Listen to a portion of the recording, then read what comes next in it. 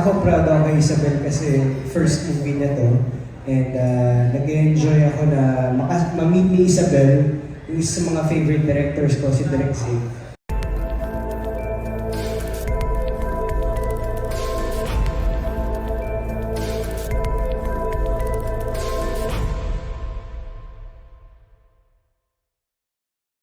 Kasi first movie nyo na officially as a love team, diba? So, kamusta na yung experience? Siyempre, ang ganda din kasi nung naging journey ninyo na kayo yung kasama doon sa buong journey ni Tonton.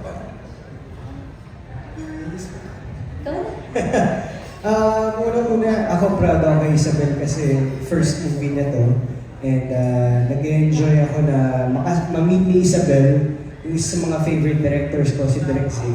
So, hindi, totoo yun. Totoo. So, gusto kong ma-share sa kanya kung ano yung mga dahilan ko bakit ko favorite si Direk Zay. And para sa akin, learning process pa rin na kahit na magto-20 years na ako sa showbiz industry. Every time na nakasama ko si Direk Zay, ang dami ko pa rin natutunan about sa acting, about sa filmmaking, dahil naturuan niya rin ako gusto mag-director rin. And ayun, masaya, nag-enjoy ako dahil para lang din kami nagbabakasyon ni Isabel dahil sa Bicol region kami. Masaya. Yes, ako super na-enjoy ko yung experience ng pag-shoot ng movie na to with Miguel. Tulad ng sinabi ni Miguel, it's my first movie.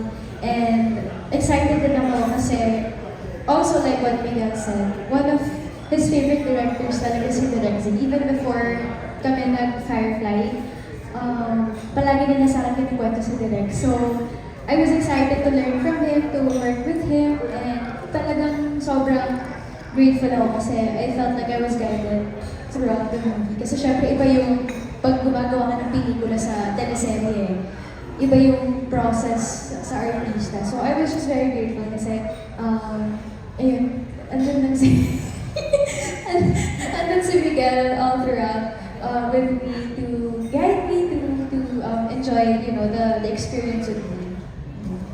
Wala ba kayong kwento behind the scenes? Kasi parang si Alex, madami story.